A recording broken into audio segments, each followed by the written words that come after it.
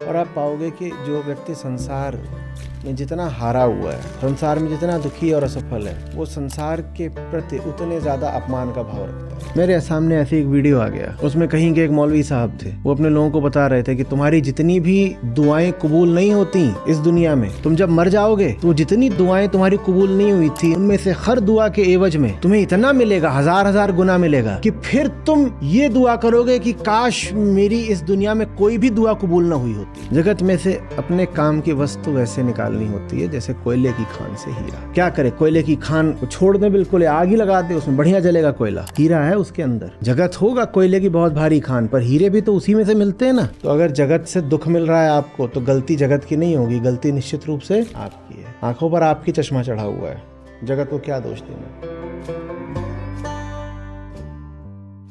अष्टावक्र गीता 9वां प्रकरण 3रा श्लोक। अनित्यं सर्वमेवेदं तापत्रय दूषितम् असारं निंदितं हेयमिति निश्चित्य शाम्यते।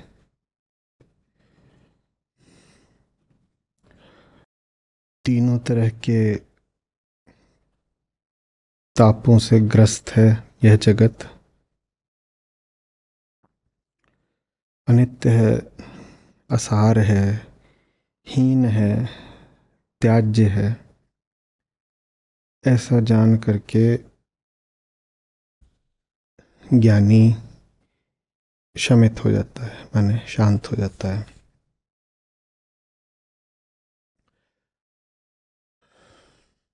ऊपर ऊपर से देखेंगे तो ऐसा प्रतीत होगा जैसे जगत की निंदा की जा रही है, ताप त्रय से दूषित है, असार है, अनित्य है, हेय है, त्याज्य है। प्रतीत होता है ये बातें जगत के बारे में बोली जा रही हैं। और जगत में मात्र वही नहीं आता जो आंखों से दिखाई दे रहा है। जिस तन में आंखें हैं वो भी जगत का ही हिस्सा है, और मन भी तन के बिना हो नहीं सकता, तो मन भी जगत में ही है। तो अगर हम कहेंगे कि यहाँ जगत की निंदा हो रही है, तो फिर वो निंदा तन और मन की भी हो रही है। और अक्सर यही माना गया है कि अध्यात्म का अर्थ होता है संपूर्ण जगत को हेय और त्याज्य मानना। भारत में ऐसा हुआ भी खूब है। हमने जगत को ही मान लिया जैसे अस्पर्श्य है, जगत को ही ऐसा कर दिया जैसे मलिन, दुर्गंधयुक्त।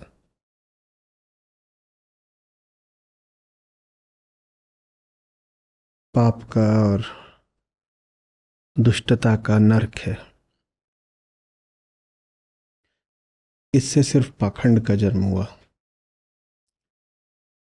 क्योंकि जगत को त्यागने का मतलब होता है स्वयं को भी त्याग देना, तन और मन को भी। वो आप त्याग तो सकते नहीं, और तन और मन जब तक हैं वो जगत से संपर्क तो रहेंगे ही। तो फिर जगत से संपर्क बना भी रहता है, क्योंकि वो प्रकृति है आपकी।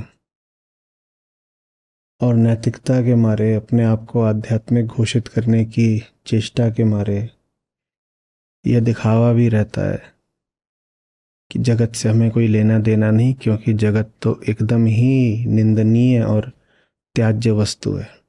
यही पाखंड है।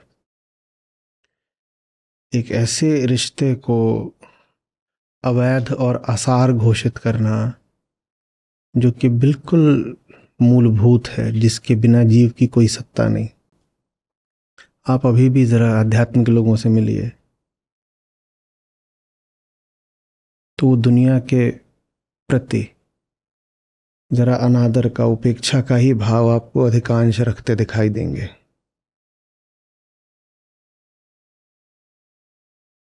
जगत को कभी कह देंगे कि मिथ्या है, कभी कहेंगे मलमूत्र है। और अभी यहाँ अष्टावक्र संहिता जो कह रही है, उससे जैसे उसी भाव की पुष्टि हो जाती है।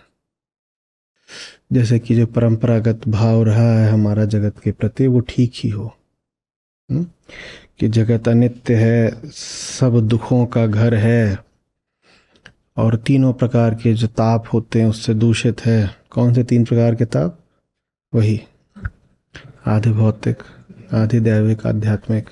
माने सब दुख, ताप माने दुख, माने सब दुख देने वाला जगत ही है।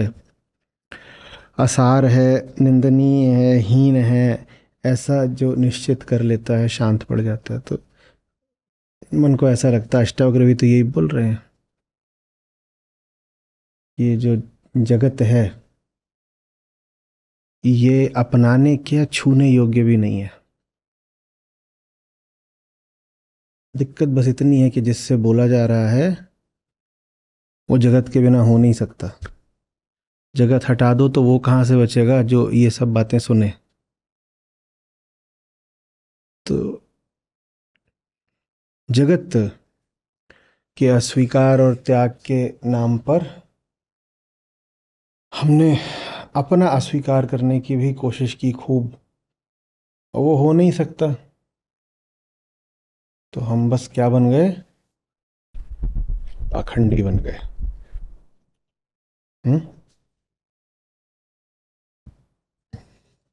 तो क्या क्या रहे हैं फिर यहाँ पर? ऋषि की मंशा क्या है कहने की? चलो पूछता हूं।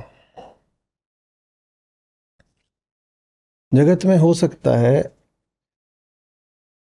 कुछ काला हो, कुछ सफेद कुछ काला हो, कुछ सफेद हो सकता है।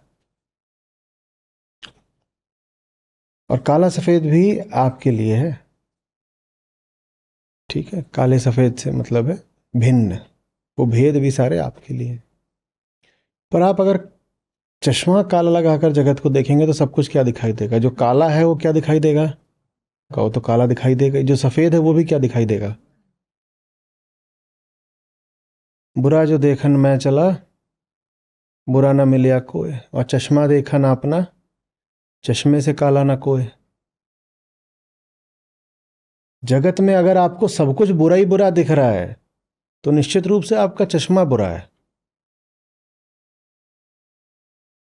ऐसे कैसे हो सकता है कि आप जिधर देखते हैं वहां आपको बस त्याज्य वस्तु नजर आती है?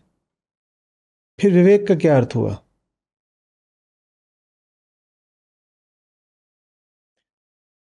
इसका अर्थ यह है कि जगत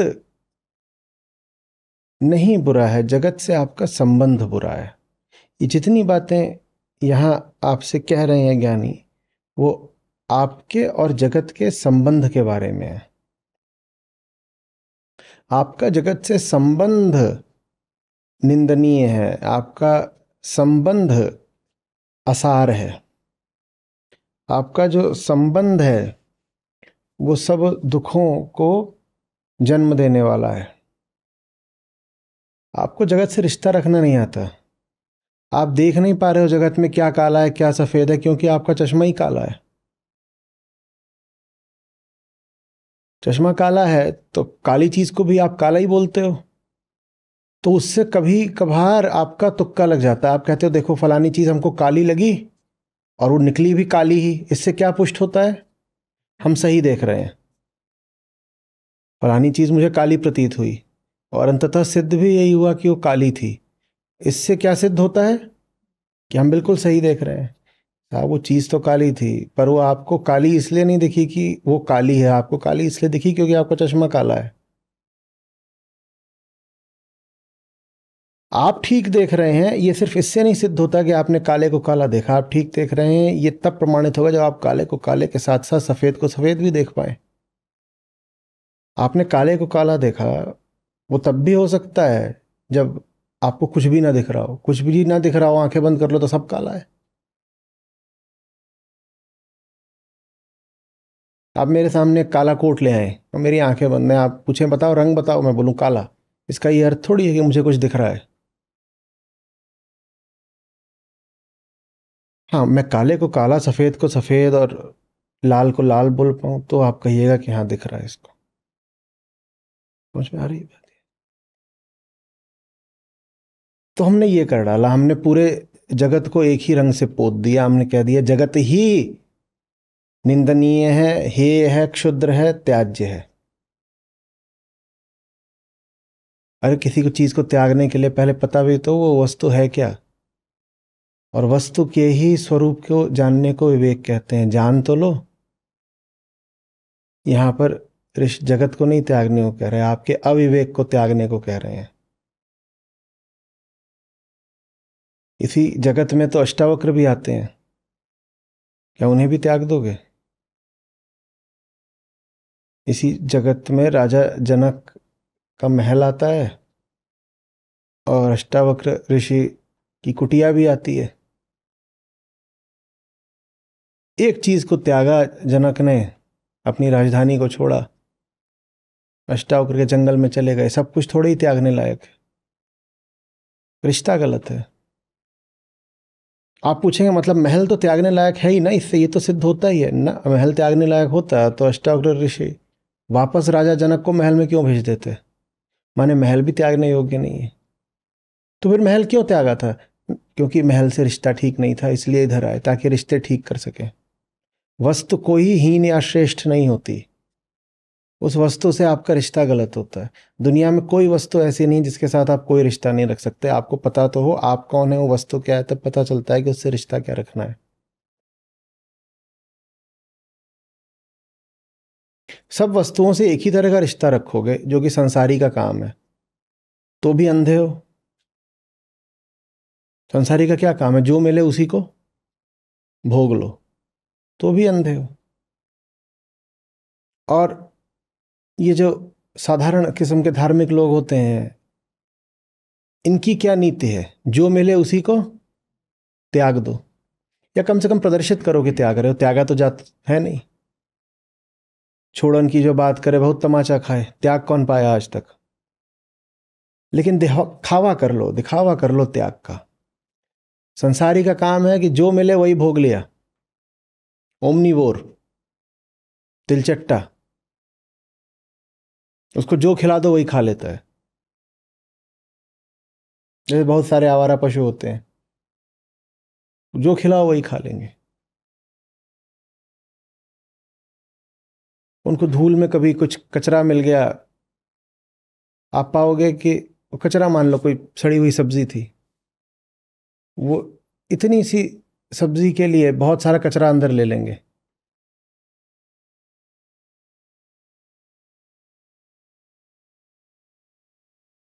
ये पशु होते हैं बेचारे, जब मरते हैं इनका पेट फाड़ा जाता है तो उसमें से इतना सारा कई बार प्लास्टिक निकलता है। जो मिले भोग लो। प्लास्टिक तो ऐसे हम मरे तो हमसे भी निकलेगा, हम पीछे थोड़ी पशुओं से। हमारे शरीर में बहुत सारा आ गया प्लास्टिक। वजह लेकिन वही है, जो मिले सब भोग लो, क्या फर्क पड़ता है? सफ़ेद मिले तो सफ़ेद, काला मिले तो काला, बैंगनी तो बैंगनी और नारंगी तो नारंगी, क्या फर्क पड़ता है? जहाँ जो कुछ है वो सब कुछ मेरे भोगने के लिए है।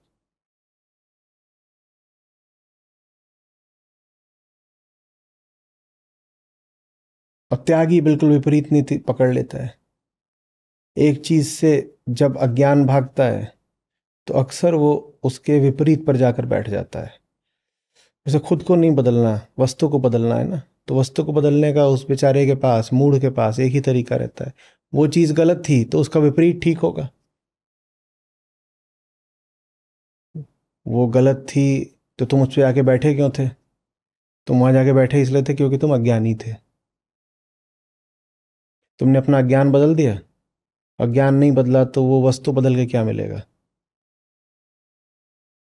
और अज्ञान बदले बिना उस वस्तु को बदलोगे तो एक ही बस तरीका बचेगा, तुम्हारी मजबूरी है, उस वस्तु के विपरीत को पकड़ोगे। तरीका बताओ ना।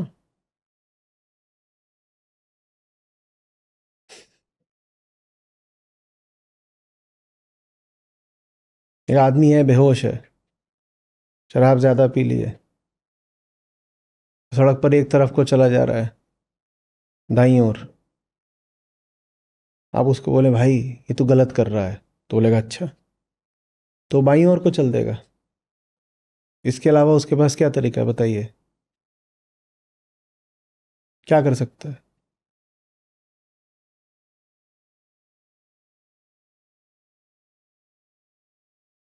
तथ्य ये है कि शायद वो जहां पर है उसे वहीं रुक जाना चाहिए। वो दाएं को जाए, बाएं को जाए, कहीं को भी जाए, मामला आत्मघाती हो सकता है। वो बेहोश है। हमें अज्ञान की अपने रक्षा करनी है, क्योंकि अज्ञान ही अहंकार है। स्वयं की रक्षा करनी है तो अपने अज्ञान की रक्षा करनी पड़ेगी। अज्ञान की रक्षा करनी है, और अज्ञान से जो दुख आ रहा है उसकी भी कुछ ना कुछ व्याख्या तो करनी पड़ेगी। जीवन तो दुख में ही बीत रहा है, जीवन दुख में बीत रहा है। कोई पूछे तो बताना भी पड़ेगा कि दुख आ कहां से रहा है, नहीं तो स्वयं को ही मूर्ख से लगोगे ना। दुखी इतने हो, कोई पूछे दुखी क्यों हो, बता नहीं पाओगे। और अज्ञान की रक्षा भी करनी है तो इसीलिए ये नहीं बोल पाओगे कि हम अज्ञानी हैं इसलिए दुख है। पर दुख का कुछ ना कुछ कारण तो बताना पड़ेगा, कुछ आविष्कार तो करना पड़ेगा ना कारण का। तो क्या बोलोगे, दुख मुझे फलानी वस्तु से है, दुख मुझे फलानी वस्तु से, उससे दुख है, उससे दुख, उससे दुख है। मजे की बात यह है कि जहां रहते हो तुम्हें वहीं दुख है। 100 चीजें बदल के देख ली, दुख तो नहीं बदलता। हाँ, दुख कभी थोड़ी देर के लिए लंबित हो जाता है, सस्पेंड हो जाता है। जब दुख प्रतीक्षा में चला जाता है तो हम उसको सुख कहते हैं। हमारा सुख और कुछ नहीं होता, वो दुख इन वेटिंग होता है। प्रतीक्षारत दुख को सुख कहते हैं। बीच बीच में हम दुख से बोल देते हैं कि प्रतीक्षा करें, आप अभी कतार में हैं। और उस काल को, उस अंतरिम अवधि को हम क्या नाम दे देते हैं, सुख। सुख कुछ नहीं है, दुख आने ही वाला है। वो जो बीच में अवधि है उसको हम सुख बोल देते हैं। तो क्यों मिला दुख साहब आपको? आप एक घर में रहते हैं, उस घर में 28 कमरे हैं, कमरा नंबर 1 में रहते थे, दुख क्यों मिला आपको? कमरा नंबर 1 की वजह से। क्योंकि अगर नहीं मानोगे कमरा नंबर 1 की वजह से मिला तो मानना पड़ेगा कि अज्ञानी हो इसलिए मिला। अज्ञान की तो हमें क्या करनी है, रक्षा। क्योंकि हम ही क्या है, अज्ञान। अहंकार माने अज्ञान। तो कमरा नंबर 2 में गए, वहां भी दुखी ही थे, मुंह लटकाए घूम रहे थे। 4 दिन की चांदनी, पहले खुश रह लिए, फिर 4 दिन के बाद फिर दुख। हाँ भाई दुख क्यों है, अब क्यों दुख है? कमरा नंबर 2 है इसलिए दुख है। अच्छा अच्छा, कमरा तो तीसरा दे दिया गया कमरा, वहां फिर 4 दिन की चांदनी, फिर अंधेरी रात। अब क्या हुआ, दुख क्यों है? अभी भी नहीं स्वीकार करना कि अज्ञानी है इसलिए दुख है, तो कारण कहीं बाहर स्थापित करना। क्या बोल दिया, कमरा नंबर 3। ऐसे ऐसे करके 28 कमरों में आपको डाल दिया गया, और 28 कमरों में दुख तो यथावत रहा, दुख तो गया नहीं कहीं। किसका दुख गया आज तक? तो ले दे करके पूरे घर को ही घोषित कर दिया कि ये जिम्मेदार है।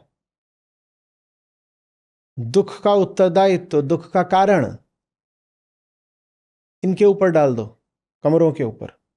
तो जब 28 के 28 कमरे आपने घोषित कर दिए कि दुख के हैं, तो पूरा घर ही दुख का है। तो क्या दिया कि संसार दुखालय है।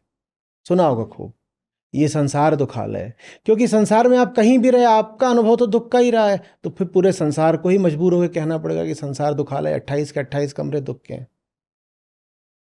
तो फिर कह दिया संसार जो है ना, पूरा का पूरा निंदनीय है, त्याज्य है, क्षुद्र है, संसार ही पापी है।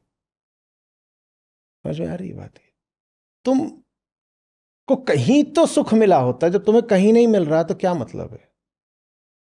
अर्थ तो छोड़ो थोड़ा। तुम्हें अपने चश्मों से कुछ तो सफेद दिखा होता, तुम्हें अपने चश्मे से सब काला ही काला दिखा, क्या अर्थ है इस बात का? थोड़ा सोचो तो।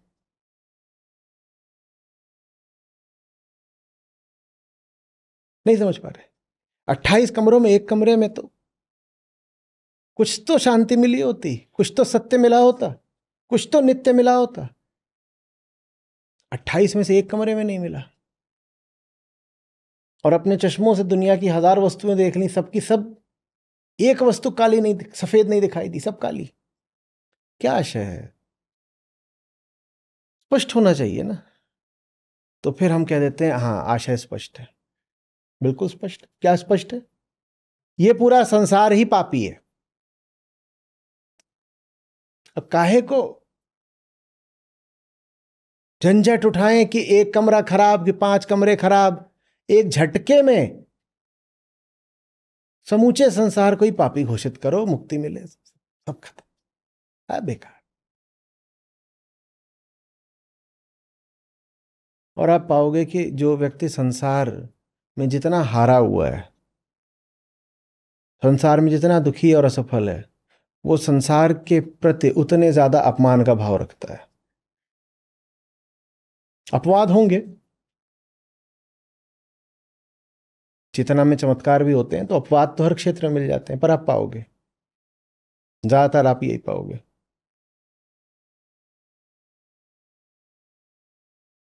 किसी के पास कुछ ना हो, आप उससे पूछिए कि क्या बात है, कुछ नहीं तेरे पास, जिंदगी कैसी है?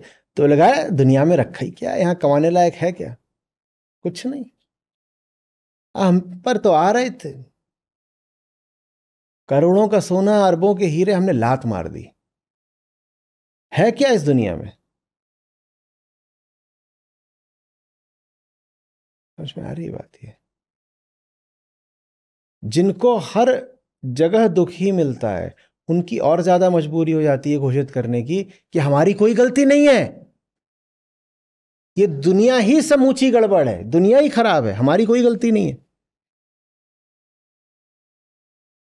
और उन पर ज्यादा मजबूरी इसलिए आ जाती है क्योंकि अपनी गलती अगर स्वीकारेंगे तो गलती एक कमरे में नहीं निकलेगी, वो गलती 28 के 28 कमरों में निकलेगी। बहुत बड़े गुनहगार साबित हो जाओगे।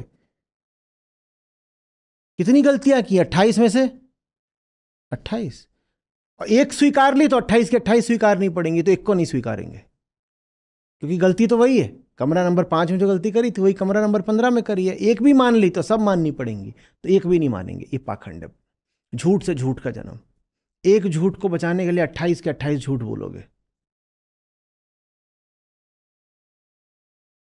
एक वस्तु को मान लिया कि ये कागज काला नहीं सफेद था, वो तो चश्मा काला था तो कागज सफेद काला दिख रहा था, तो ये भी तो मानना पड़ेगा कि जैसे कागज सफेद था और तुमसे गलती हुई, वैसे ही हंस भी सफेद था, वैसे ही इस आदमी की शर्ट भी सफेद है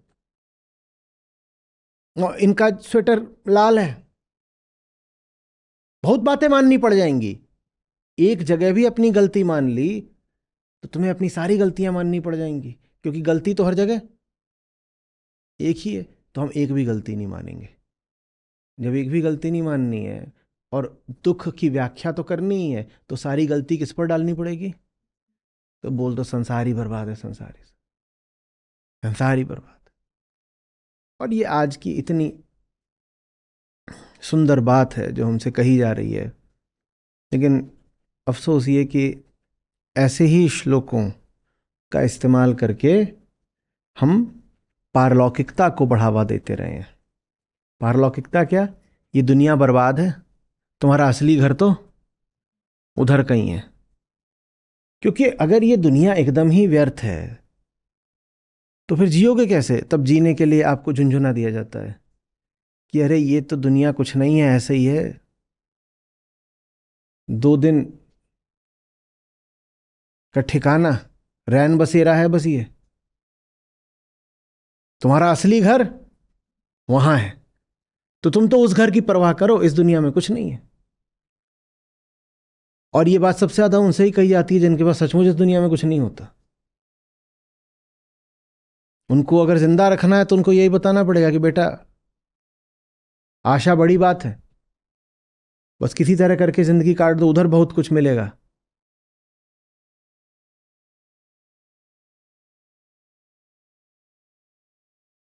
मेरे सामने ऐसी एक वीडियो आ गया, उसमें कहीं के एक मौलवी साहब थे।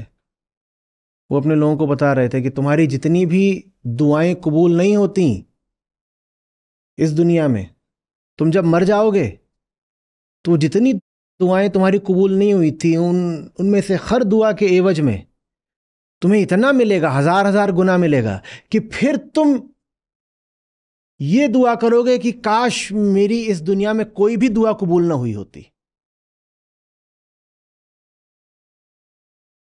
ये आपको क्या बताया जा रहा है? आपको बताया जा रहा है कि तुम्हारी जितनी भी इस दुनिया में दुर्दशा है, कोई बात नहीं, वहां जाओ, वहां बहुत कुछ मिलेगा। तुम्हारी यहां पे जो कामनाएं हैं, वो कामनाएं संसार से तो पूरी हो भी नहीं रही हैं।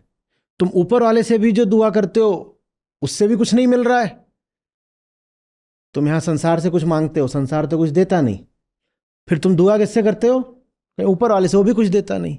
तो तुम बिल्कुल ही निराश ना हो जाओ, इसलिए तुमको झुंझुना दिया जाता है कि तुम्हारी जो दुआएं यहां पूरी नहीं हो रही, मर जाओ। एक एक जो यहां तुम्हारी असफल कामना है, वो मरने के बाद 100 गुना सफल होकर मिलेगी। तुमने यहां अगर 1 रुपया मांगा था, 1 रुपया नहीं मिला, तो वहां जाओगे तो उस 1 रुपए की एवज में 100 रुपया मिलेगा। नतीजा ये जो हमारी जिंदगी है, हम इसको पूरा ही बर्बाद कर लेते हैं। हम कहते हैं जिंदगी में तो कुछ रखा नहीं है, जिए काहे के लिए। और ये जो सिद्धांत है, ये शोषणकर्ताओं के बहुत काम आया है। मान लो मैं आपका खूब शोषण कर रहा हूं, वो आपकी जिंदगी एकदम बर्बाद हो गई है, तो फिर ये मेरे लिए बहुत जरूरी है कि मैं आपको कहूं कि तुम्हारी ये जो अभी जिंदगी बर्बाद हो रही है ना, इसके बदले में तुम्हें मरने के बाद बहुत कुछ मिलेगा, तो तुम अपनी बर्बादी झेले जाओ। तो आर्थिक आधार पर शोषण करना हो, जातिगत आधार पर शोषण करना हो, लिंगगत आधार पर शोषण करना हो, किसी आधार पर शोषण करना हो, ये सूत्र फिर बहुत काम करा है पूरी दुनिया में, सब धर्मों में, सब जगह, सब कालों में। जिसका शोषण करना हो उसको बोलो तू अभी अपनी ऐसी तैसी करा, और ये जो तू कुछ कर रहा है इससे तेरा पुण्य इकट्ठा हो रहा है। इसका जो है, जो वाउचर है, वो रिडीम होगा मरने के बाद। अभी तो तू इस दुनिया में आया है एफडी खड़ी करने के लिए, एफडी टूटेगी मरने के बाद। तो अभी तू अपना शोषण कराए चल, कोई बात नहीं। और जो पापी है उसको सजा देने के लिए, अत्याचारी का इंसाफ करने के लिए ना आवाज उठाना क्रांति कर कोई जरूरत ही नहीं है, क्योंकि वो जो अत्याचारी है वो क्या इकट्ठा कर रहा है? पाप। तो इसने जो पाप इकट्ठा करें, इसको सजा मिलेगी मरने के बाद, इसको तेल के कढ़ाई में खौलाया जाएगा। तो तुम्हें क्या जरूरत है फिर क्रांति करने की? तुम्हें क्या जरूरत है कि तुम व्यवस्था को सुधारो, अत्याचार का अंत करो? तुम्हें कोई जरूरत ही नहीं है, वो सब कुछ मरने के बाद अपने आप हो जाएगा।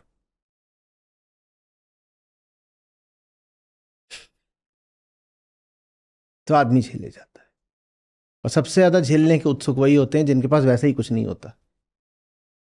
ये बड़ी गजब की बात है। तुम्हें जिंदगी भर ना तो शिक्षा दी गई, ना आर्थिक अवसर दिए गए, ना ना तुम्हें विद्या दी गई, ना तुम्हें जगत के अनुभव दिए गए, तुम्हारे पास है ही कुछ नहीं वैसे भी। और फिर तुमसे कहा जा रहा है कि ये जो जगत है ना, ये तो कुछ नहीं, मिट्टी है। आपके लिए तो सचमुच ही मिट्टी है। आपको मिला ही क्या है जगत में? मिट्टी ही है। तो आपको पीड़ा ना उठे अपनी स्थिति पर, आप झेले ही जाओ अपनी दुखद स्थिति को। तो उसके लिए जैसा मैं कह रहा हूं कि बहुत अच्छा झुंझुना बन जाता है कि अरे पाके भी क्या होता, मिल भी जाता तो ये है तो सब मिट्टी ही। अगर ये सब मिल भी जाता तो ये सब तो है मिट्टी। असलियत क्या है, थोड़ा सा उस पर गौर करना पड़ेगा। असलियत यह है कि जगत ही प्रकृति है। इतना निंदा का भाव नहीं रखते हैं जगत के प्रति। जगत माने प्रकृति, प्रकृति माने ही देवी। नवदुर्गा में आप उन्हीं को पूज रहे हो। ऐसे नहीं निंदा कर सकते कि जो पूरा जगत है यही मलाशय है और दुखालय है। ऐसे नहीं निंदा करी जाती। जगत दोनों हो सकता है, बड़े से बड़ा बंधन भी और मुक्ति का अवसर भी। वो निर्भर इस पर करता है कि आपकी दृष्टि कैसी है। जगत जैसे आपकी अपनी अनुगूंज है, आप जैसे हो आपको पलट के वही बात सुनाई देती है बात जगत से। जगत एक अर्थ में कल्पवृक्ष है, आप जो मांगते हो दे देता है। जगत एक अर्थ में दर्पण है, आप जैसे हो आपको वही दिखाई देता है।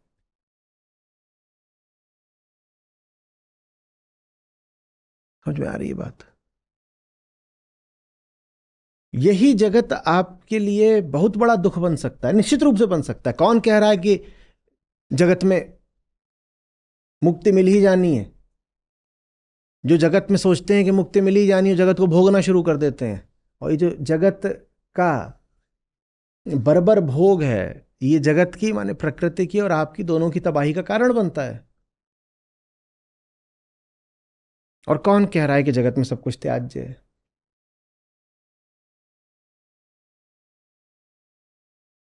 आपके पास चेतना, आपके पास बुद्धि, आपके पास दृष्टि है।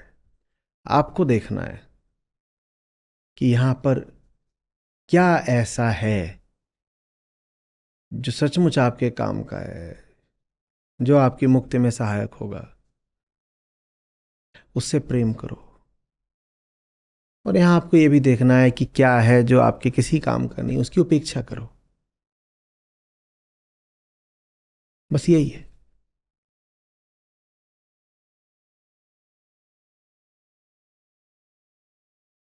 समझ में आ रही है बात?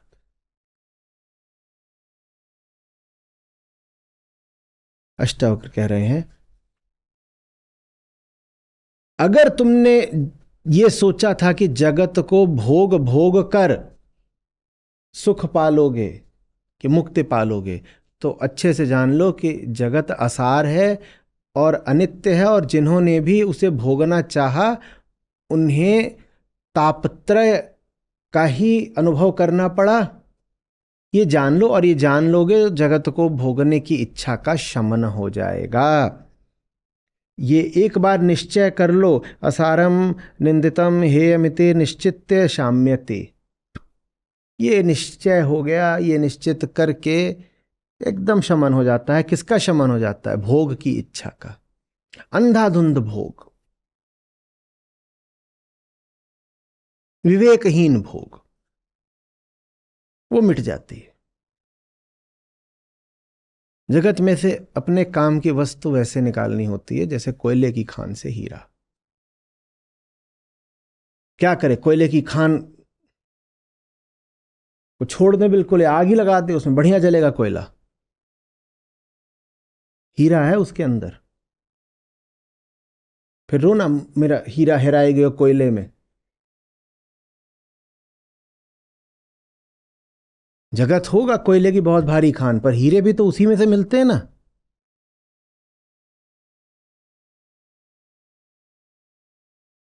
साधारण जुलाहों की बस्ती में कोई कबीर बैठे होते हैं। अब क्या करें? बोल दें कि ये क्या है, ये तो बस कपड़ों का व्यापार करने वाले लोग हैं। साधारण जुलाहे, यहां क्या मिलेगा? वहां अंदर बड़े से बड़ा हीरा बैठा हुआ है। ये तो आपकी नजर है कि आप देख पाते हो कि नहीं। आप ये भी कर सकते हो कि उसी जुलाहा बस्ती में प्रवेश करो और बोलो कि मैं तो जी कपड़े लेने आया हूं। और बहुत लोग ऐसे रहे होंगे, क्योंकि वो बिनते थे, रंगते थे, बेचते थे। पूरा काम जैसे किसी भी आम बुनकर का होता है।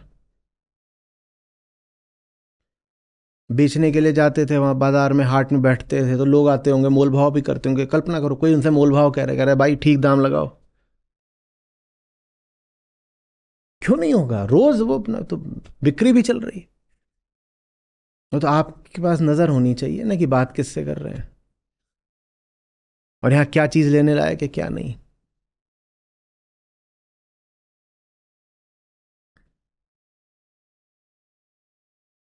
समझ रहे हो बात को? तो इस पूरे श्लोक को ऐसे पढ़ना है कि अगर मेरे पास भोग दृष्टि है, अगर मेरे पास भोग दृष्टि है, तो मुझे ये समझ लेना चाहिए कि ये जगत अनित्य है, दुख का घर है, असार है और हेय है। क्योंकि भोग दृष्टि बोलती है कि संसार में ही नित्यता है, संसार में ही सार है, संसार ही तो श्रेष्ठों में श्रेष्ठ है। तो ये किसी भोगी को कहा गया है। जब मन भोग को उद्यत होता है उस क्षण के लिए है ये श्लोक। जिसको भोगने के लिए तुम इतने आतुर हो रहे हो, अच्छे से जान लो कि वो असार है, अनित्य है। क्यों जान लो असार है, अनित्य है? क्योंकि तुम कहीं ना कहीं चाह यही रहे हो कि इससे मुझे सार मिल जाएगा, नित्यता मिल जाएगी। जो इससे चाह रहे हो वो इसको भोग कर मिलेगा नहीं। उस पल के लिए, उस स्थिति के लिए श्लोक है, और वही स्थिति अधिकांशतः पाई जाती है। तो ये श्लोक भी बहुत काम का है। ये अधिकांश स्थितियों पर, अधिकांश व्यक्तियों पर लागू होता ही है। समझ में आ रही है बात? लेकिन फिर भी मैं आपसे आग्रह करके सतर्क करना चाहता हूं कि अच्छे से जान लीजिए कि पूरा जो अष्टावक्र का विज्ञान है वो जगत को तो आपकी छाया बताता है ना। आपकी छाया अछूत कैसे हो जाएगी? आप कहें मैं बहुत महान हूं, छाया मेरी बेकार है, ऐसा कैसे हो जाएगा?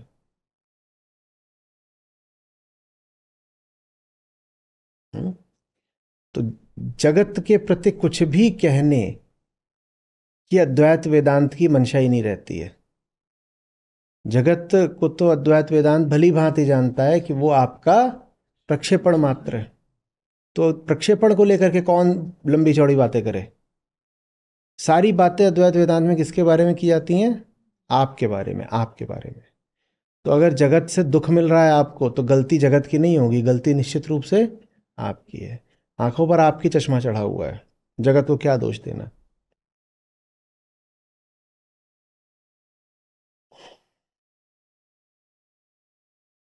समझ में आ रही है बात?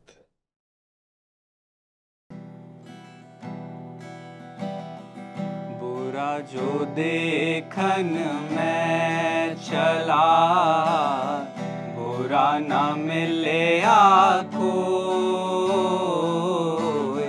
बुरा जो देखन में चला, बुरा न मिले आको। जो मन खोजा अपना, मुझसे बुरा न कोई रे साधो, मुझसे बुरा न को। माया दो प्रकार की, जो कोई जाने खाए। माया दो प्रकार की, जो कोई जाने खाए। एक मिलावे राम से, एक नरक ले जाए रे साधो, एक नरक ले जाए। राम बुलावा भेजिया, दिया कबीरा रोए। राम बुलावा भेजिया, दिया कबीरा रोए। जो सुख साधु संग में, सो वैकुंठ न होए रे साधो, सो वैकुंठ न होए।